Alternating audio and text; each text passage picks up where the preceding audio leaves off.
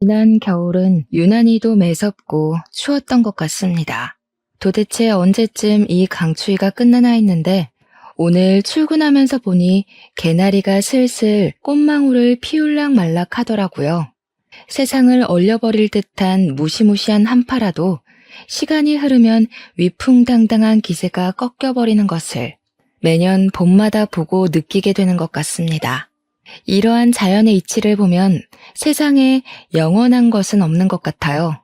사물도 사람도 영원할 것 같은 사람의 마음까지도요. 안녕하세요. 저는 스튜어디스로 일하고 있는 30대 여성입니다. 같이 근무하는 친구의 소개로 이곳을 알게 되었는데 매일 듣기만 하다가 조심스럽게 저의 사연을 처음으로 보내보아요. 비록 글솜씨가 많이 부족하더라도 넓은 마음으로 이해 부탁드립니다. 먼저 저의 이야기를 하려면 23년 전 5월 31일로 돌아가야 할 것 같아요.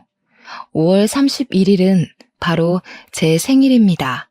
다른 사람들은 생일이라면 좋은 기억들이 가득하겠지만 저의 생일은 그렇지 않아요. 23년 전 저의 8번째 생일을 축하하기 위해 부모님과 우리 세 식구는 근처 고깃집에서 외식했습니다. 그날 고깃집에서 고기도 먹고 제가 좋아하는 초코 케이크에 촛불을 붙이고 생일 축하 노래도 불렀어요. 옆 테이블에 계시던 다른 손님들도 저의 생일을 축하해 주셨고 저는 아주 많이 행복해하며 배불리 식사를 마치고 고깃집에서 나왔는데 그 뒤로는 저의 기억이 없습니다. 나중에 들은 이야기로는 제 생일날 기분 좋게 외식을 하고 가족끼리 손을 잡고 횡단보도를 건너다가 음주운전 사고를 당해서 부모님 두 분 다 돌아가시고 저만 살아남았다고 해요. 당시 저는 고작 8살이었고 너무 충격적이어서 그런지 그날 고깃집에서 부모님과 함께 나온 기억은 있는데 사고 당시의 기억은 하나도 남아있지 않습니다. 기억이 나지 않는 사고 이후 저는 이모부, 이모와 함께 살게 되었어요. 변호사인 이모부와 유명한 영어학원 강사인 이모는 결혼한 지 꽤 되었으나 아이가 없었습니다. 길을 가다가 모르는 아이를 보아도 눈을 떼지 못할 정도로 두 분 다 아이를 정말 좋아했지만 끝내 아이는 생기지 않았어요. 아이가 없던 두 분은 저를 딸로 생각하기로 다짐하시고 하루아침에 부모님을 잃고 혼자가 된 저를 친딸처럼 대해주셨답니다. 저는 이러한 두 분의 적극적인 지원과 보살핌 속에 무사히 중학교를 졸업했고 고등학교 때도 꽤 좋은 성적을 얻을 수 있었어요. 수능 성적도 나쁘지 않아서 수도권의 꽤 유명한 4년제 대학교 영문학과와 지방의 4년제 대학교 영문학과 두 곳에 합격하였습니다. 수도권 영문학과는 꽤 좋은 학교이지만 학비가 비싸기로 유명한 곳이었고 지방의 대학교는 4년 전액 장학금을 받고 입학할 수 있었어요. 저는 수도권 영문학과에 가고 싶었지만 염치가 있는데 어떻게 비싼 대학교 학비까지 이모부와 이모한테 손을 벌리겠습니까? 그런다고 제가 아르바이트를 해서 벌기에는 학비가 너무 부담스러웠어요. 그래서 저는 수도권 대학은 포기하고 장학금을 받을 수 있는 지방의 대학교로 가기로 했습니다. 그랬더니 두 분은 당연히 수도권으로 갈 수 있으면 수도권으로 가야 하는 것 아니냐며 혹시 학비 때문에 그러는 것이라면 걱정하지 말고 수도권 대학교에 다니라고 하셨어요. 저는 너무 죄송해서 그럼 학자금 대출이라도 받겠다고 했더니 이모부는 말도 안 되는 소리 하지 말라며 혹시 나중에 힘들면 이야기할 테니 그때 대출을 받던가 하고 지금은 아무 생각하지 말고 공부에만 집중하라고 하셨습니다. 그리고 이모는 대학생이면 예쁜 옷도 입고 다녀야 한다며 저에게 옷과 가방, 구두까지 다 사주셨어요. 결국 두 분의 강권으로 학비가 비싼 대학교에 입학하게 되었고 이후 생활비를 벌기 위해 과외 같은 아르바이트라도 하려고 했습니다. 하지만 이모는 대학 시절에 돈 걱정 때문에 제대로 즐기지 못한 것이 가장 후회된다며 일생에 한 번뿐인 20대 대학 시절을 마음 편히 즐기라고 하셨어요. 저는 이렇게 이모부와 이모의 사랑을 듬뿍 받으며 대학교까지 편하게 졸업할 수 있었고, 그 후 어릴 때부터 막연히 꿈꿨던 스튜어디스가 되었습니다. 스튜어디스로 일하면서 처음으로 월급을 받은 날, 저는 이모부와 이모께 제 월급의 절반을 드렸어요. 두 분은 힘들게 일해서 번 돈을 어떻게 받냐며 못 받는다고 하시며 끝까지 받지 않겠다고 하셨지만 저는 기어이 이모의 계좌로 이체를 했습니다. 이모가 저에게 왜 힘들게 일한 돈을 보내냐고 하시길래 어린 나이에 부모님을 잃고 보육원에 보내지게 될 뻔한 저를 구해주시지 않았냐고 하며 당연히 받으셔야 한다고 했어요. 제 말에 이모는 눈물을 글썽이며 어쩔 수 없이 돈을 받으셨습니다. 그리고 이제 저도 돈을 버니 매달 생활비도 보내드린다고 했습니다. 이모는 무슨 생활비를 주냐며 또 거절하셨어요. 저 역시 지지 않고 부모님과 함께 사는 직장인들도 부모님께 생활비를 드린다고 하며 매달 꼭 보낼 테니 반드시 받으시라고 했습니다. 그 후로 저는 이모부, 이모와 함께 살며 스튜어디스 생활을 시작했어요. 제가 장거리 비행 근무가 잡히면 이모는 항상 제 짐을 직접 챙겨주시며 알뜰살뜰히 저를 친엄마처럼 돌봐주셨고, 좋아하는 일을 오래 하려면 건강해야 한다며 한약을 지어주시기도 했습니다. 솔직히 한약은 너무 써서 먹기 힘들었지만 그래도 그때 먹은 한약 때문인지 아직도 체력 하나는 끝내준답니다. 이렇게 저는 학교 졸업하고 나서도 엄마 같은 이모와 함께 살며 아주 편하게 직장 생활을 할 수 있었어요. 시간이 흘러 평생 20대일 것 같던 제가 어느덧 30살이 되었습니다. 이모부와 이모는 이제 30대니 얼른 좋은 남자 만나서 결혼하라고 하셨어요. 사람은 일도 해야 하지만 결혼해서 자신의 가정을 꾸리는 것도 아주 중요하다면서요. 하지만 당시 저는 일하는 것이 너무 재밌어서 결혼에 대한 생각이 전혀 없었습니다. 그런데 이모부와 이모는 더 늦으면 결혼을 하고 싶어도 못한다며 선자리를 알아본다고 성화하셨어요. 하지만 저는 자만추, 자연스러운 만남을 추구하는 사람으로 선이나 소개팅으로 사람을 만나는 것을 선호하지 않았습니다. 그래서 저는 이모에게 저는 제가 알아서 찾아볼 테니 걱정하시지 마시라고 했지만 이모는 매일 저만 보면 남자 사진을 보여주시며 이 사람 만나보라고 난리였어요. 그렇게 이모의 시름이 깊어져만 가던 어느 날이었습니다. 그때는 태국으로 비행을 갔다가 같이 근무하는 동료들과 함께 태국 방콕의 호텔에 머무르며 관광을 하고 있었어요. 그날은 가장 친한 스튜어디스 친구인 민정이와 함께 방콕의 야시장에 가게 되었습니다. 방콕의 야시장은 화려하고 먹거리도 많고 볼거리도 정말 많았어요. 저와 민정이는 정신없이 야시장의 구석구석을 돌아다니며 구경을 하고 있었는데 웬 한국 남자가 우리를 계속 보고 있었습니다.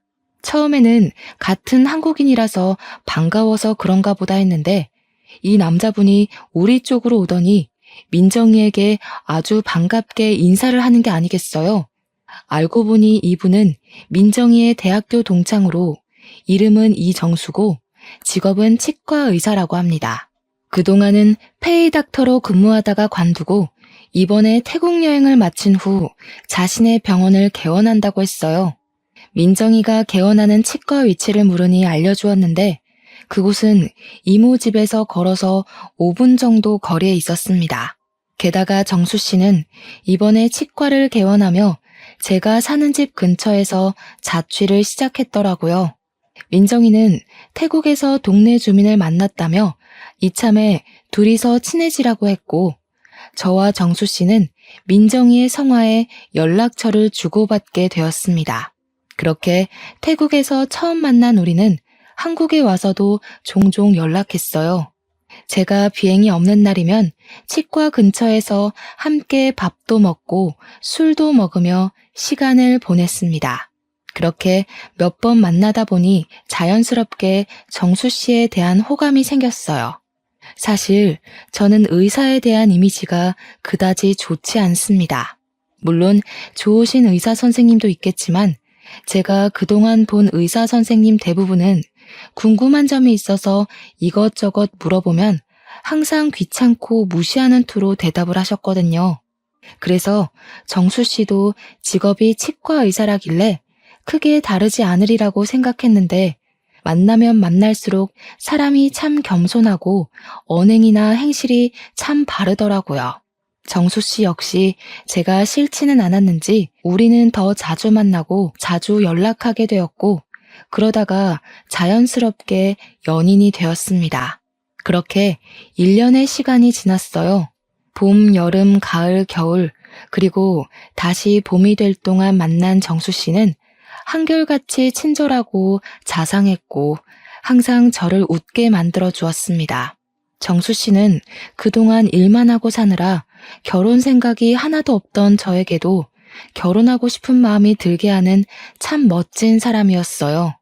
정수 씨도 저의 생각과 크게 다르지는 않았는지 우리는 종종 결혼하자는 이야기를 했고 저는 본격적인 결혼 준비를 하기 전 저의 집안 사정을 다 솔직히 말해야겠다고 생각했습니다. 평소처럼 제가 비행이 없던 날 동네 밥집에서 함께 밥을 먹고 간단히 맥주를 마시기 위해 호프집을 갔어요. 그곳에서 저의 어린 시절 부모님을 잃은 일부터 지금은 이모부, 이모와 함께 사는 것까지 다 이야기를 했습니다. 막상 저의 이야기를 하니 속이 후련하기도 하면서 어떻게 저를 생각할까 긴장도 되고 떨리더라고요.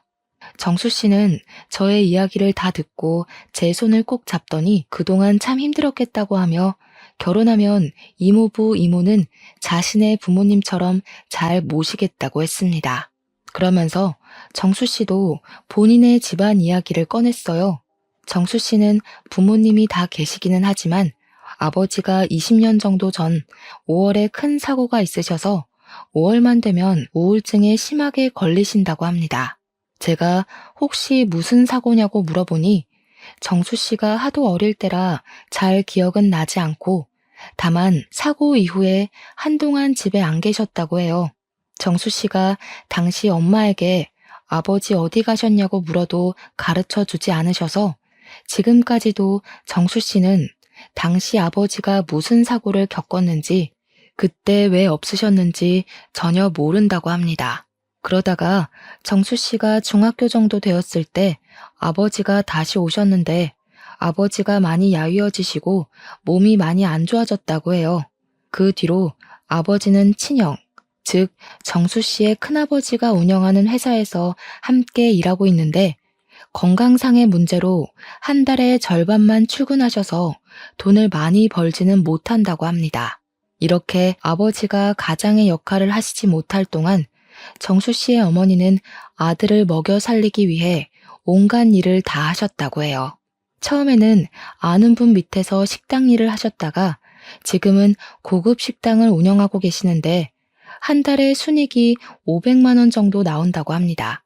제가 정수 씨에게 어머니가 참 멋지신 분이라고 하자 정수 씨는 엄마가 대단하시기는 하지만 온갖 모진 일을 다 겪으셔서 좋게 말하면 강인하시고 나쁘게 말하면 많이 드세고 억세지셨다고 말했어요.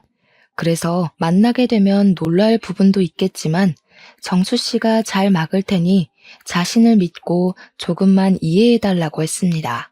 저는 저만큼이나 힘든 가정에서 살아온 정수 씨를 보며 더 깊은 호감을 느끼게 되었고 정수 씨 역시 이런 가정 형편에서 자란 저라도 싫지는 않았는지 하루라도 빨리 각 가정에 정식으로 인사드리기로 했어요. 그날 밤 제가 결혼할 사람이 있다고 이모부와 이모한테 말씀드리자 드디어 남자친구가 생겼냐며 당장 주말에 초대하라고 하셨습니다. 그래서 먼저 정수 씨, 이제는 예비 남편이 저의 집에 오게 되었어요. 이모는 옛날에는 사위가 오면 씨암탉을 잡았다고 하시며 평소에는 잘해주지도 않는 닭백숙에 굴비에 전복까지 아주 거하게 한상을 차리셨습니다. 제가 힘드시니 이렇게까지 하지 말라고 해도 이모는 처음으로 결혼하고 싶다며 데려오고 온 남자인데 당연히 이 정도는 해야 하는 거 아니냐고 하셨어요. 예비 남편은 집에 와서 이모가 차려준 밥상을 보며 이런 밥상은 생전 처음 받아본다며 밥을 2공기나 싹싹 비웠고 복스럽게 밥을 먹는 예비 남편을 보는 이모부와 이모는 아주 많이 흡족해 하셨습니다. 그리고 일주일 뒤 날씨가 화창한 5월의 첫째 주 주말에 예비 시댁으로 첫인사를 갔어요. 사실 전에 예비 남편으로부터 어머니가 성격이 세시다는 말을 듣고 많이 걱정했는데 제 우려와는 달리 예비 시어머니는 저를 보자마자 아주 반갑게 맞이해 주셨고 큰 음식점을 운영하고 계셔서인지 말도 재밌게 잘하셨습니다. 예비 시아버지는 표정이 좋지 않으셨지만 이전에 예비 남편이 말한 대로 지금이 5월이라서 그러신 것으로 생각했어요. 그래도 저를 싫어하시지는 않는 듯했고 아버지는 자신이 몸이 좋지 않아서 그러니 이해해달라고 말씀하시고는 방으로 들어가셨습니다. 예비 시아버지는 따로 방에서 식사하시고 예비 시어머니, 예비 남편, 그리고 저는 부엌으로 갔어요. 예비 시어머니는 제가 식탁 의자에 앉자마자 제 앞에 수저통을 두시고는 저에게 수저를 놓으라고 하셨습니다. 수저 놓는 것이 어려운 일은 아니지만 그래도 이 집에 오늘 처음 온 손님이고 아직은 며느리도 아닌데 수저를 대뜸 놓으라고 시키시니 조금 기분이 그렇더라고요. 제가 표정이 그다지 좋지 않자 예비 남편은 잽싸게 수저통을 가져와 자신이 수저를 놓았습니다. 그 뒤로 식사를 시작했는데 아주 분위기가 좋지는 않았지만 그래도 나쁘지 않게 식사를 했어요. 내가 음식을 차린다고 차렸는데 입맛에 잘 맞았니? 하긴 뭐 내가 식당을 운영하니 맛이 없을 수가 없지. 안 그래? 네, 역시 식당을 운영하신다더니 정말 음식이 하나같이 다 맛있었어요. 잘 먹었습니다. 원래 시어머니가 며느리한테 밥상 차려주는 법이 없는데 오늘은 첫날이니까 내가 특별히 차려주는 거야. 그리고 시댁에서는 며느리가 당연히 설거지해야 하지만 오늘은 그래도 첫날이니 그냥 설거지 내가 이따가 직접 하마. 엄마는 무슨 요새 같은 시대에 시댁에서 며느리가 당연히 설거지하는 게 말이 돼? 그냥 오늘 설거지 내가 할게. 이놈이 천지가 개벽할 소리하고 자빠졌네. 결혼한 남자가 설거지하는 게 말이 되니? 내가 언제 너한테 설거지 시킨 적 있어? 엄마는 내가 평생 혼자 살길 바래서 그런 소리 하는 거야? 요새 그런 마음 먹으면 아무도 결혼 안 오려고 해. 알겠어? 지민아, 엄마 말 신경 쓰지 마. 나 우리 집에서 네가 설거지 절대 못하게 할 거니까 나만 믿어. 예비 남편은 진짜 설거지를 할 기세로 고무장갑을 끼고 있었고 예비 시어머니는 말리느라 바쁘셨습니다. 결국 설거지는 예비 시어머니가 저 가고 나서 하기로 했어요. 그렇게 부엌에서 한 차례 작은 소동이 지나가고 예비 남편은 잠깐 자기 방에서 뭐 찾을 것이 있다며 방으로 들어가고 저와 예비 시어머니 둘이 거실에 어색하게 앉아있게 되었습니다. 직업이 스튜어디스랬지? 결혼해서도 스튜어디스 일하면 힘들겠다. 그냥 아예 결혼하기 전에 일을 관두는 건 어때? 아무래도 스튜어디스는 일정 시간에 출퇴근하는 것도 아니고 비행기 솔직히 그다지 안전하진 않잖아. 사고로 더 나면 어떡해? 저는 대학교 졸업하고 계속 스튜어디스로 일했었고 제 일에 자부심도 있고 재미도 있어서 전 할 수 있는 한 최대로 일하고 싶어요. 임신 중에는 무급이기는 하지만 휴직하고 아기 출산 후 복직할 수도 있고 꼭 비행 아니더라도 지상에서도 근무할 수 있어요. 그럼 너는 결혼하고 나서도 계속 스튜어디스 일하겠다는 거야? 좋은 대학 나왔다길래 똑똑한 줄 알았더니만 말귀를 하나도 못 알아먹네. 결혼한 유부녀가 비행한답시고 여기저기 쏘다니고 외박하는 게 말이 되니? 그럼 우리 정수 밥은 누가 차리라고?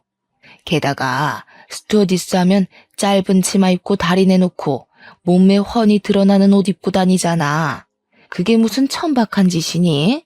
나는 내 며느리가 그런 옷 입고 다니는 거 절대 못 본다.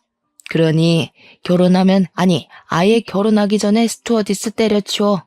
저는 그동안 제가 스튜어디스가 된 것에 대해 한 번도 후회한 적이 없었고 자랑스럽게 생각했습니다. 그런데 예비 시어머니는 제가 하는 일을 안 좋게 이야기하시니 기분이 나빴고 저는 표정이 굳어서 결혼해도 절대 일 관두지 않을 것이라고 말씀드렸어요. 그래? 그럼 계속 맞벌이를 하겠다는 거지? 그럼 너희 둘이 같이 돈을 버니까 나한테 용돈 100만 원씩 보내라. 너도 스튜어디스 하면서 적지 않은 돈을 벌 것이니까 네가 받는 돈에서 100만 원만 나한테 보내. 죄송하지만 제가 일한다는 이유로 어머니한테 다달이 100만 원을 보내야 할 이유 전혀 없다고 생각합니다. 생신 같은 특별한 날이라면 모를까. 매달 드리는 것은 아닌 것 같아요. 그럼 내가 다 양보할 테니 들어와서 살아. 너는 비행 간다고 짐 많이 비울 것 아니냐? 너 없는 동안 우리 아들이 혼자 밥 차려 먹고 설거지도 하고 할 생각하니까 속상해서 눈물이 날 것 같아. 아주 애 같아서 미치겠다고. 예비 시어머니는 결혼 후 아들이 혼자 밥 먹을 생각하면 너무 속상하다며 눈물을 뚝뚝 흘리셨고 저는 이 상황이 너무 황당했습니다. 그러던 중 예비 남편이 자신의 어릴 적 앨범을 들고 방에서 나왔어요. 예비 남편은 저에게 자신의 어릴 적 사진을 보여주려다가 울고 있는 어머니를 보더니 무슨 일이냐고 물었습니다. 아니 글쎄 얘가 결혼하고도 일을 계속 다닌다잖니. 우리 아들 결혼해서도 마누라 밥상도 못 받고 대접도 못 받을까봐 걱정돼서 눈물이 다 나오네. 그런다고 일 잘 다니는 사람에게 왜 일을 관두라고 해요? 요새는 예전과 달라서 맞벌이 해야만 하는 시대라고요. 그리고 내가 무슨 어린애도 아니고 혼자서 밥 잘 차려 먹을 수 있는데 걱정은 무슨? 그래도 남자가 결혼했으면 당연히 마누라가 차려준 밥상 받아야지. 결혼한 남자가 직접 밥상 차려서 먹는 것이 말이 되니? 원래 마누라의 본분은 남편의 밥을 정성껏 차리며 내조해야 하는 거야. 지민이가 마누라의 본분을 지키려면 회사를 관둬야 하지 않겠어? 말씀 중에 죄송한데요. 저는 제가 정수 씨의 보호자가 되는 것도 아니고 제가 왜 정수 씨의 밥상을 차려줘야 하는지 도무지 모르겠네요. 물론 제가 일을 하고 있지 않으면 회사에서 일하는 남편을 위해 정성껏 밥상을 차려줄 수도 있죠. 또 일한다고 해도 제가 먼저 퇴근하거나 집에 있으면 당연히 밥상을 차릴 것이지만 제가 정수 씨의 밥을 차리라는 이유로 잘 다니고 있는 직장을 관두라는 것은 도무지 이해가 가지 않네요. 일도 못 관두고 합가도 못 하겠다 이거지? 그러면 결혼하지 마. 너희 둘 결혼 절대 허락 못 해. 그리고 너는 어른이 말하면 그냥 네 할 것이지 두 눈 똑바로 뜨고 꼬박꼬박 말대꾸 하는 거 보면 인성이 아주 글러먹었어. 제가 어머니의 뜻대로 하지 못하겠다고 하자 어머니는 결혼을 허락하지 않겠다고 하셨고 저는 이런 어머니를 도무지 시어머니로 모실 수 없을 것 같아 결혼 못하겠다고 하고 그 집을 혼자 나왔습니다. 예비 남편은 제가 나가자마자 바로 따라 나서며 저를 붙잡았어요. 저는 예비 남편에게 어머니의 요구 단 하나도 들어드릴 수 없을 것 같아서 우리 헤어져야겠다고 했습니다. 그러자 예비 남편은 길거리에서 무릎까지 꿇으며 빌었어요. 물론 예비 남편은 정말 좋은 사람이었으나 사실 결혼이 당사자끼리만 좋다고 무작정 할 수 있는 것은 아니잖아요. 그래서 마음이 아프지만 울먹이며 매달리는 예비 남편을 뒤로하고 집으로 돌아갔습니다. 집에 오니 이모와 이모부가 오늘 어땠는지 물어보시길래 예비 시어머니에 대해 솔직히 말씀드렸어요. 이모는 아무리 예비 남편이 좋은 사람이라도 시어머니 자리가 그 모양이면 결국 이혼할 수밖에 없다며 힘들겠지만 잘했다고 하셨습니다. 이렇게 저는 예비 남편과 끝이 날 줄 알았어요. 그런데 다음 날부터 예비 남편은 퇴근 후 매일 우리 집에 찾아와 저와 이모, 이모부까지 설득하기 시작했습니다. 죄송하다고 빌기도 하고 원하면 어머니와 연을 끊겠다고까지 했어요. 어머니와 연까지 끊겠다는 예비 남편을 보니 마음이 아프기도 하고 미안하기도 했습니다. 다시 만나볼까도 생각했지만 어머니와 연 끊고 저와 함께 사는 예비 남편을 보면 저 역시 마음이 편치 않을 것 같아 마음을 굳게 먹고 예비 남편에게 연락이 와도 일부러 매몰차게 대했어요. 그렇게 일주일이 지났습니다. 그날은 주말이지만 스케줄이 없어서 모처럼 이모부, 이모와 함께 푹 쉬는 날이었어요. 집에서 쉬고 있는데 모르는 번호로 전화가 와서 받아보니 예비 시어머니가 기니 할 말이 있으니 만나자고 했습니다. 솔직히 만나기 싫었지만 하도 통사정을 하셔서 어쩔 수 없이 근처 카페에서 만나기로 했어요. 예비 시어머니는 저를 보자마자 그때는 정말 미안했고 스튜어디스가 그렇게 멋진 일을 하는지 몰랐다고 했습니다. 그러면서 우리 아들 정수가 지민이 너만을 원하니 결혼시키겠다고 하셨어요. 일도 계속 다니고 합가하자는 말도 하지 않을 테니 그저 둘이 잘 살라고 하셨고 어머니의 사과에 마음이 풀린 저는 예비 남편과 결혼하기로 다시 생각했습니다. 제가 예비 시어머니한테 사과를 받았다고 하니 이모와 이모부 역시 결혼을 반대하지 않으셨고 우리는 바로 상견례 날짜를 잡았어요. 상견례 날 예비 시어머니는 구석에 앉아 아무 말도 하지 않았고 예비 시아버지만 이야기하셨습니다. 사실 이전에 사건들이 있어서 걱정을 많이 했지만 생각보다 분위기는 좋았어요. 이모부는 평소에는 말이 많지 않지만 그날은 저에 대한 칭찬을 엄청 하셨고 저는 너무 쑥스러웠습니다. 그런데 자꾸 이모가 예비 시아버지가 어디선가 많이 뵌 것 같다고 했어요. 예비 시아버지도 이모를 보며 어디선가 뵌 것 같은데 어딘지 모르겠다고 했습니다. 이모부는 아무래도 사돈이 될 운명이라서 서로 알아보는 것 같다며 웃어 보이셨어요. 그렇게 좋은 이야기가 오가다가 우리의 신혼집과 예단에 관한 이야기가 나왔습니다. 우리의 신혼집은 예비 시어머니의 명의로 된 오피스텔로 하기로 했어요. 그곳은 예비 남편의 직장과 공항 사이에 있었는데 집이 넓지는 않지만 어차피 둘이 사니 크게 문제는 없을 것 같아 좋다고 했습니다. 우리 며느리 성격이 아주 시원시원해서 좋네. 그럼 저희 쪽에서 집을 마련했으니 예단비를 좀 받았으면 해요. 얼마 전에 내 친구가 아들 결혼시키며 며느리한테 예단비 2억에 골프 회원권에 명품 가방까지 받았다더라고요. 저는 염치가 있어서 다른 것들은 바라지 않고 그저 예단비 2억만 보내주세요. 그래도 제 아들 자식이 치과 의사인데 이 정도는 받아야 하지 않겠어요? 예비 시어머니의 말에 예비 시아버지와 예비 남편이 당황한 표정을 지었어요. 예비 시어머니는 우리 가족의 표정은 깡그리 무시한 채 원래는 더 많은 것을 준비해야 하지만 선심 써서 2억만 요구한다는 식으로 말을 했습니다. 2억이요? 2억이 적은 돈도 아닌데 너무 쉽게 예단비로 말씀하시니 조금 당황스럽네요. 2억은 너무 과해요. 아들한테 들었는데 친엄마가 아니라 이모님, 이모부님이시라면서요? 친딸이 아니라 그런가? 만약에 친딸이었으면 2억이 아니라 10억이라도 예단비 마련해 주시지 않겠어요? 뭐요? 우리 지민이 제 배 아파서 낳은 자식은 아니지만 맹세코 제 자식이 아니라고 생각해 본 적 단 한순간도 없습니다.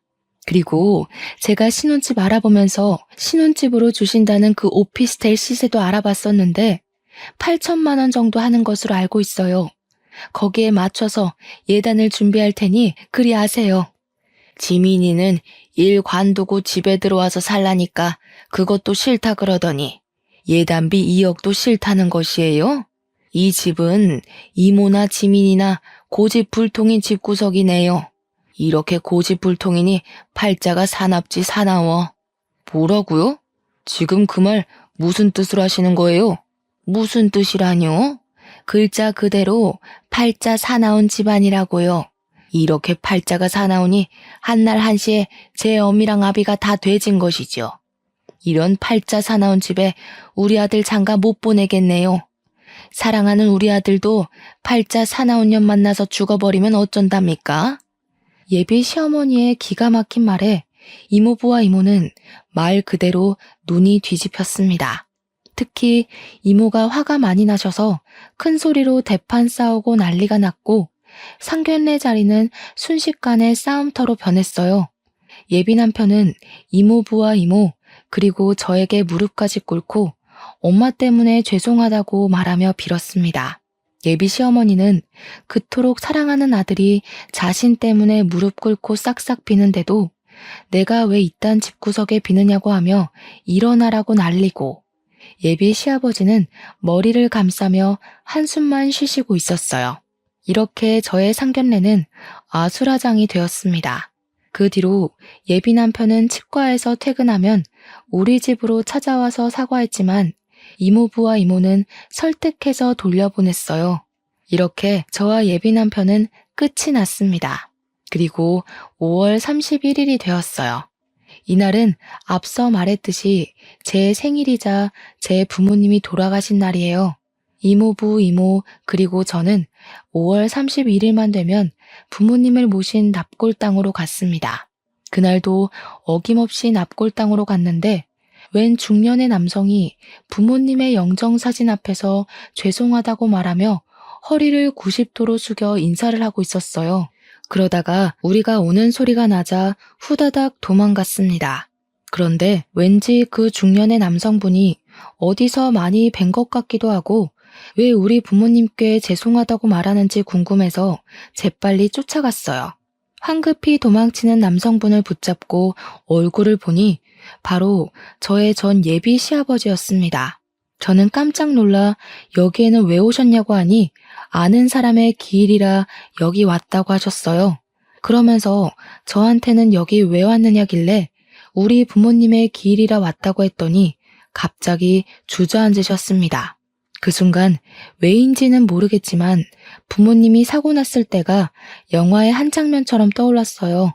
지금부터 23년 전 5월 31일, 저는 어두운 저녁에 부모님과 함께 고기를 먹고 아이스크림 케이크를 사서 집으로 가고 있었어요. 장소는 제가 다니는 초등학교 앞이었고 이미 다들 학교한 시각이라 사람이 거의 없었습니다. 집에서 아이스크림 케이크 먹을 생각에 신나서 집에 가는데 비틀거리며 한 자동차가 달려왔어요. 그 자동차는 바로 우리 쪽으로 돌진했고 부모님은 어린 저를 살리시려 저를 밀어내시고 두 분은 자동차에 치이셨습니다. 부모님은 길에 쓰러져 계셨고 고작 8살밖에 안 된 저는 너무 놀라서 울지도 못하고 그 자리에 그대로 굳어버렸습니다. 그리고 자동차를 운전하던 사람은 놀란 얼굴로 차 문을 열고 나와 바닥에 그대로 주저앉았습니다. 잠시 후 누군가의 신고로 경찰들이 오고 자동차를 운전하던 사람은 경찰서로 끌려갔는데 그 사람이 바로 저의 전 예비 시아버지였어요. 이모부와 이모도 그제야 기억나는지 전 예비 시아버지한테 따지기 시작했습니다. 어디서 얼굴을 봤다 했는데 이제야 얼굴이 기억나네. 너 때문에 우리 지민이는 어린 시절 화목했던 가정을 잃었어. 인제 와서 영정사진 앞에 서서 사과하면 뭐해? 그런다고 당신 때문에 죽은 우리 동생 부부가 살아서 돌아와? 나쁜 놈. 죄송합니다. 제가 잘못했습니다. 죄송한 마음에 징역을 살고 출소한 후에도 매년 이곳을 찾았어요. 저 그날 이후로 자동차도 운전하지 않고 술도 한 잔도 마시지 못하며 살고 있습니다. 당연히 용서 안 되시겠지만 죄송합니다. 미안하다 지민아. 정말 미안해. 지금 감옥 다녀왔다고 죗값을 다 받았다고 용서가 된다고 생각해? 법은 용서했을지 몰라도 우리는 용서 못해. 여기가 어디라고 뻔뻔하게 와. 절대 오지 마. 다시는 여기 오지 마. 전 예비 시아버지는 이모의 불호령에 기어가다시피 해서 그곳을 빠져나갔습니다. 저는 그 자리에 주저앉아 펑펑 울었어요. 그날 밤 잠을 자다가 꿈을 꿨는데 사고 당시의 현장이 계속 꿈에 나왔습니다. 꿈에서 깼다가 다시 잠이 들면 또 그 꿈이었고 그렇게 잠을 계속 깨다가 거의 자지 못하고 아침이 되었어요. 다음날 잠을 거의 못 자고 울기만 해서 눈이 팅팅 붓고 얼굴도 푸석하니 몰골이 많이 아니었습니다. 다행히 이날은 일정이 없어서 집에서 쉬고 있는데 전 예비 시어머니가 근처 카페로 잠깐 나와보라는 거예요. 나가기 싫다고 했더니 그럼 집으로 찾아온다길래 어쩔 수 없이 저번에 봤던 근처 카페로 갔습니다. 카페로 들어가기 전 저는 이전에 어머니께서 막말하시던 모습들이 생각나 핸드폰에 녹음기를 켰어요. 카페에 들어가니 이미 전 예비 시어머니가 자리를 잡고 앉아 계셨습니다. 이야기는 들었다. 우리 남편의 음주운전으로 너희 부모가 죽은 건 안타깝다만 그래서 내 남편도 감방 가서 죗값 받았잖아. 난 남편 없이 우리 정수 혼자 키웠는데 그 정도면 벌은 다 받은 거 아니야? 내가 특별히 예단비는 안 받을 테니 우리 정수랑 결혼하렴. 정수, 너 없다고 죽으려고 하더라. 나도 솔직히 너 정말 마음에 안 드는데 그놈이 너 아니면 안 된다는데 어떡해? 죽은 사람 소원도 들어준다는데 산 사람 소원 한번 들어줘봐. 너 때문에 우리 아들 죽일 수는 없잖아. 전 예비 시어머니는 아주 당당하고 뻔뻔했고 저는 녹음하기를 참 잘했다고 생각했습니다.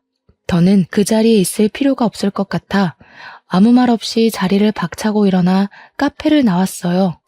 전 예비 시어머니는 이 와중에도 저에게 부모 없이 자라 버릇이 하나도 없다며 손가락질을 하셨습니다. 저는 너무 화가 나서 카페에서 나와 제가 들은 어머니의 파렴치한 언행들이 녹음된 파일을 전 예비 남편에게 보냈어요. 전 예비 남편은 한참 뒤 미안하다고 연락이 왔는데 뭔가 느낌이 이상해서 바로 전화를 해보니 전화를 받지 않더라고요. 혹시나 하는 마음에 전 예비 남편이 의사로 있는 치과도 가봤지만 치과의 문도 닫혀 있었습니다. 그 뒤로 전 예비 남편은 연락이 되지 않았고 치과 문도 열리지 않았어요. 그리고 며칠 뒤 전 예비 시아버지한테 충격적인 전화가 왔습니다. 전 예비 남편이 스스로 삶을 끊었다고 말이에요. 그래도 한때 진심으로 마음을 다해 사랑했던 사이였기에 마지막 가는 길에 인사를 하는 것이 예일 것 같아 장례식장으로 갔습니다. 장례식장은 전 예비 시어머니의 절규 소리로 가득했어요. 제가 신발을 벗고 안에 들어서자 전 예비 시어머니는 굶주린 맹수처럼 저에게 달려들었습니다. 네 년이 감히 여길 찾아와? 지 부모도 한날 한시에 죽게 만든 팔자 사나운 년이 우리 정수도 죽여버렸어. 네가 우리 아들 이렇게 만든 거야. 이 팔자 사나운 년아, 우리 아들 죽이고도 모자라서 지옥에 보내려고 그래? 당장 꺼져. 끝까지 반성의 기미는 없고 저에게 팔자 사나운 년이라며 짓거리는 전 예비 시어머니. 아니, 그 늙은 아줌마의 면상을 보니 더는 화를 참을 수가 없었습니다. 그래서 사람들이 있든 말든 늙은 아줌마의 뺨따기를 있는 힘껏 갈겼어요. 딸뻘인 제가 자식을 잃고 오열하는 사람의 뺨따기를 때리는 것을 보고 사람들이 저를 손가락질하며 웅성대기 시작했습니다. 저는 그들이 그러든 말든 신경 쓸 겨를이 없었어요. 당신 아들이 죽음을 선택한 건 다 당신의 뻔뻔한 태도 때문이야. 자기가 아들을 죽여놓고 어디서 내 탓을 돌려? 이봐 아줌마, 제발 정신 좀 차려. 그딴 식으로 사니까 당신 주변 사람들 다들 힘들어하잖아. 아니야? 뭐? 아줌마? 인연이 정신 나갔나? 진짜 안 꺼져? 안 꺼지냐고? 원하면 꺼져줄게. 근데 그 전에 내가 이 자리에서 사람들에게 반드시 들려주고 싶은 것이 하나 있어. 아줌마도 두 귀로 똑똑히 잘 들어.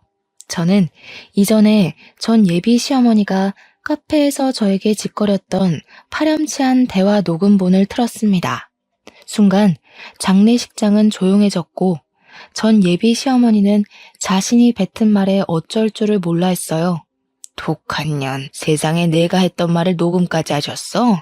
아주 대단하시네. 그렇게 독한 년이 지 애미 애비도 다 잡아먹고 우리 아들까지 잡아먹었지. 이 재수 온 붙은 년 같으니라고. 전 예비 시어머니는 온몸에서 도끼를 뿜으며 온갖 말로 저에게 살벌한 저주를 내렸습니다. 그때 어디선가 나타난 전 예비 시아버지가 전 예비 시어머니 얼굴에 육개장 그릇을 던져버렸어요.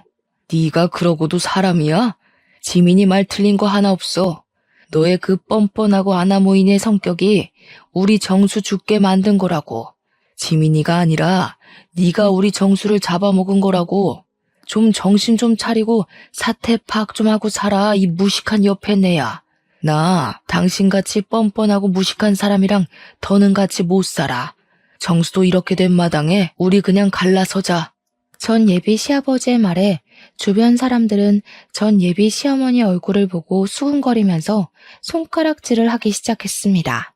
어떤 아주머니는 큰 소리로 엄마의 드센 성격 때문에 자기 아들을 죽인 것이라며 떠들기 시작했어요.